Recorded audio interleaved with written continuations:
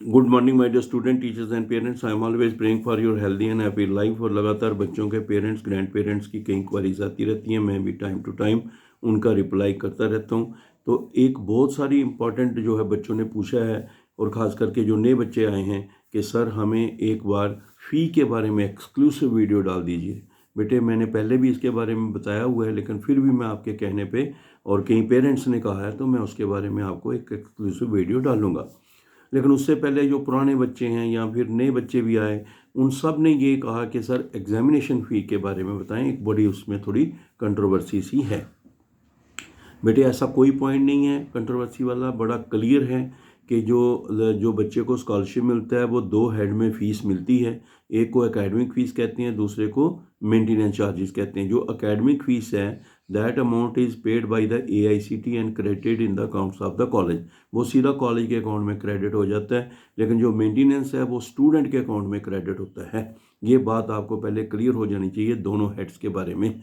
अब जो academic fees है उसी का एक इम्पॉर्टेंट कंपोनेंट है एग्जामिनेशन फ़ी। एग्जामिनेशन फ़ी जो है कितना अमाउंट होगा, ये कौन डिफाइन करता है? यूनिवर्सिटी की फ़ीस होती है। यूनिवर्सिटी जो एफिलिएटिंग यूनिवर्सिटी होती है वो डिफाइन करती है।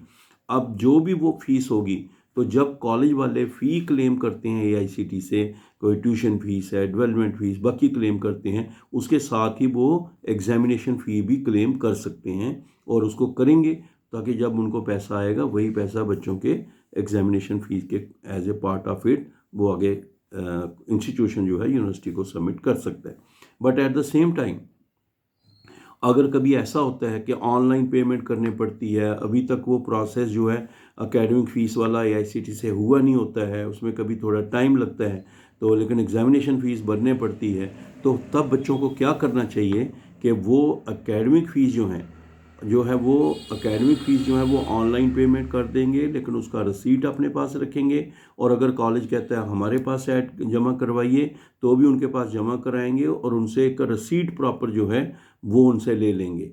तो ये जो दो चीज़ें उनके पास होंगी, और मैं फिर नोडल ऑफिसर से ये रिक्वेस्ट करूँगा कि ये कई बहुत गरीब बच्चे होते हैं, 1 रुपया भी उनके लिए मैटर करता है। ये वाले जो बच्चों ने पेमेंट की होती है एग्जामिनेशन फ़ीस का, उसका आप एक लेटर बना दें टू द डायरेक्टर के नाम पे, AICT PM++ न्यू दिल्ली के। एक लेटर बना के आपको वो सारे बच्चों की स्टेटमेंट और कितने कितने पैसे दिए हैं एग्जामिनेशन फ़ीस क्लेम करनी चाहिए AICT से। और जैसे ही वो पैसे आपके क्रेडिट में आएंगे, क्योंकि आप अपने लॉगिन करके अप्लाई करेंगे, आपको पैसे मिलेंगे, और जैसे ही आपको वो पैसे मिलेंगे वो पैसे आप दोबारा बच्चों को जो है बच्चों को डिस्पर्स कर देंगे।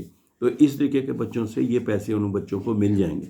हाँ, ये मैं आपको बता दूं कि ये अगर आप कहेंगे हमने लिखा था अभी मिले नहीं, तो ये पेमेंट कभी लेट भी आती है। ठीक है, जैसे इस साल का होगा तो उससे नेक्स्ट बजट में ये पेमेंट आए तो टाइम लगे। लेकिन उन तमाम बच्चों को कह दूं जो पुराने बच्चे भी थे, आपको इसको ज़रूर क्लेम करना चाहिए। अपने नोडल ऑफिसर से रिक्वेस्ट करनी चाहिए ताकि वो यूनिवर्सिटी से क्लेम करें और फिर आपको वो पैसे मिलें। और ये आपका मतलब एक जो जेन्युइन जो है ये क्लेम है, इसमें कोई ऐसी बात नहीं है। फिर भी बच्चे बहुत सारे लिखते हैं कि कई नोडल ऑफिसर्स भी, तो मैं रिक्वेस्ट करूंगा नोडल ऑफिसर्स को कि ये पेमेंट वो क्लेम कर सकते हैं, और बच्चों को भी तब तक फॉलो करते ही रहना चाहिए जब तक ये पैसे नहीं मिले, क्योंकि 1 रुपया भी मैटर करता है बच्चों का। खास करके मैंने जैसे पहले बोला बहुत बहुत गरीब बच्चे भी हैं। तो इसलिए मैं आपको ये बताना चाहता हूँ, आज से ये वाला पॉइंट बिल्कुल क्लियर कर लें। और अगर कोई नोडल ऑफिसर जो है, अगर उनको कोई इसके बारे में डाउट है, मेरा नाम प्रोफेसर डॉक्टर अजीत नगराल है। 9419144030 मेरा कॉन्टैक्ट नंबर है।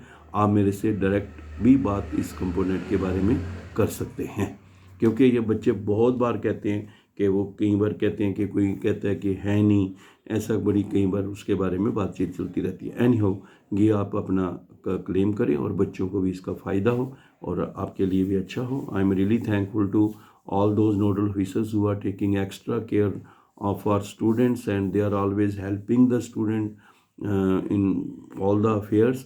और इसके बारे में भी कई कॉलेज में बहुत सारे बच्चों को ऐसा बहुत ज़्यादा सपोर्ट सिस्टम एक्सटेंड होता है, लेकिन कहीं थोड़ा सा नहीं पता लगता है, तो वो हमसे ही बात कर सकते हैं और इसके बारे में बच्चों को जितना हो सके उसका फ़ायदा पहुंचा सकते हैं। लेकिन मैक्सिमम लिमिट जो है स्कॉलरशिप्स की वो वही रहती हैं जो आपको अदरवाइज़ डिफ़ाइन करेंगे हम नेक्स्ट वीडियो में भी, और पहले भी बता चुके हैं। All the best, good day.